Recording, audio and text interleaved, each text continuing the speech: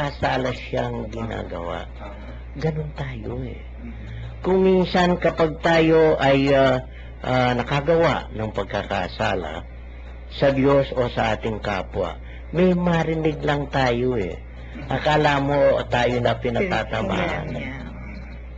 Di ba? Ganun ang tao na nagkakasala.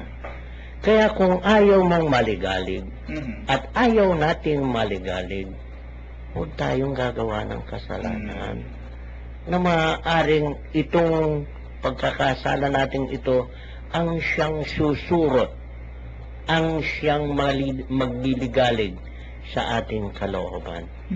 Kaya nga sa sandaling tayo ay magkasala, anumang pagkakasala ito ay ang ating kalooban ang hindi mapalagay.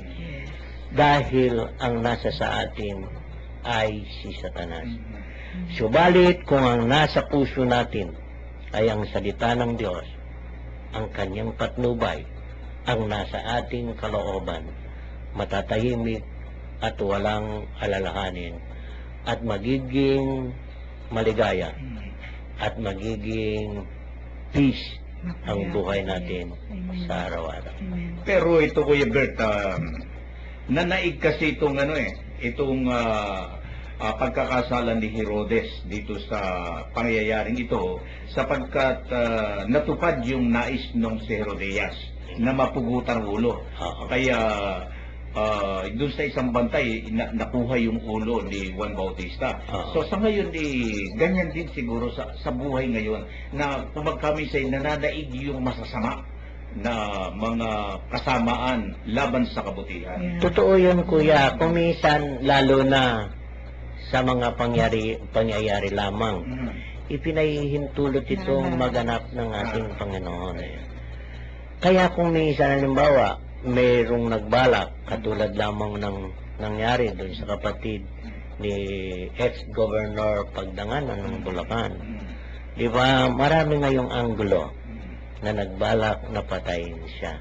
At mayroong mga banta na isagawa nila yon. Yun hindi kalooban ng Diyos. Ipinahintulot yun ng Panginoon. Pero ang lahat ng ito ay naganap lamang o nagaganap lamang sa isang tao kung meron siyang pagkakasala. No?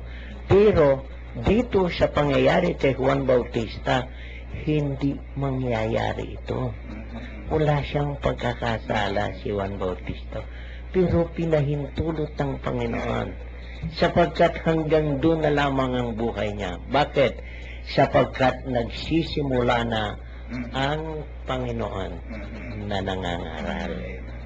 So, ang lahat ng pangyayari sa buhay natin, kapag dumating na yung takdang panahon, nababawiin ng Diyos ang ating buhay, sana katulad tayo ni Juan Bautista na nakaganap sa kalooban at utos ng Diyos.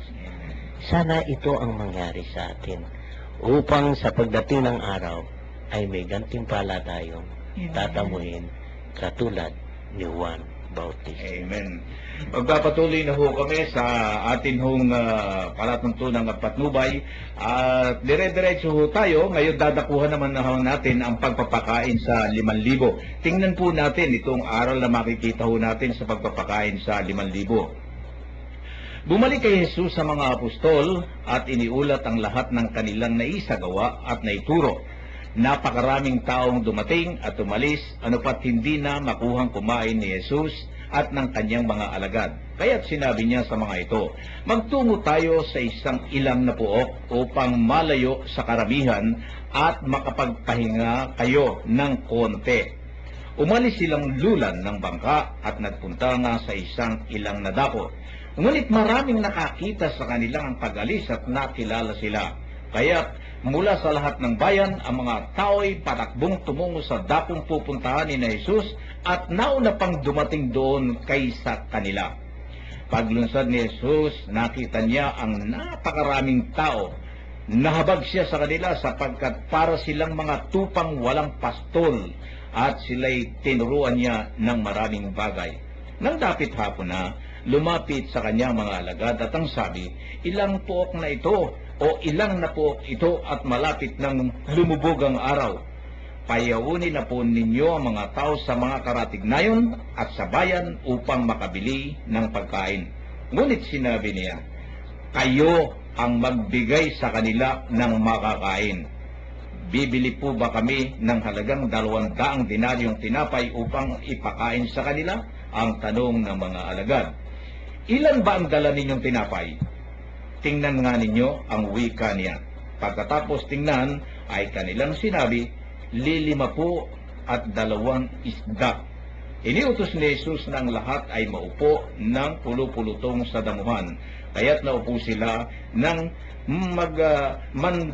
mandaan at 50. Kinuha ni Jesus ang 5 tinapay at 2 isda. Tumingala sa langit at nagpasalamat sa Diyos. Pinagpira-piraso niya ang mga tinapay at binigay sa mga alagad upang ipamahagi sa mga tao. At pinaghati-hati niya ang 2 isda at ipinamahagi rin. Ang lahat ay nakakain at nabusog.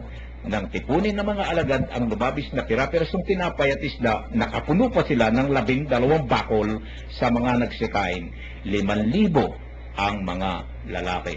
Kuya Bert, Ate Cora, dito ho sa binasa kong ito, sa pagpapakain dito sa 5,000 na ito, isda lamang na konti at saka yung tinapay.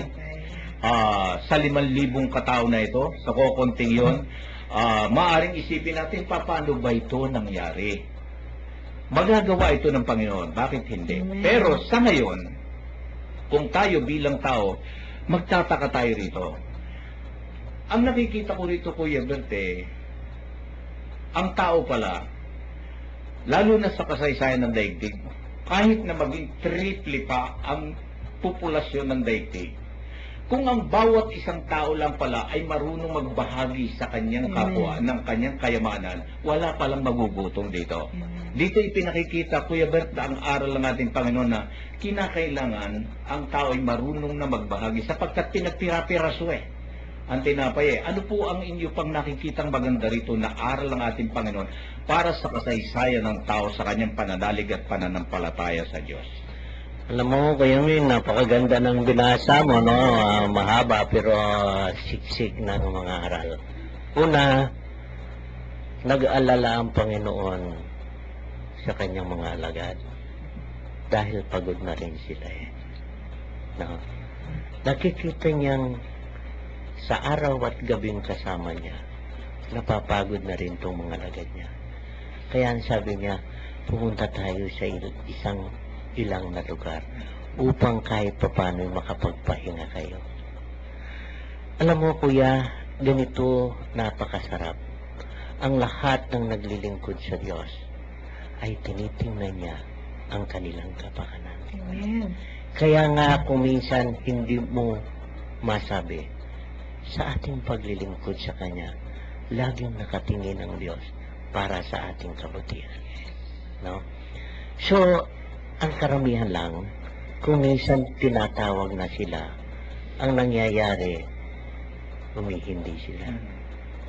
Hindi nila alam na kung ikaw ay tinawag at susunod sa Diyos, ang lahat ng iyong kapakanan, ang iyong kabutihan, ang para sa iyong kabutihan, ang laging nasa sa isip ng Diyos. Katulad ng 50,000 na ito, no?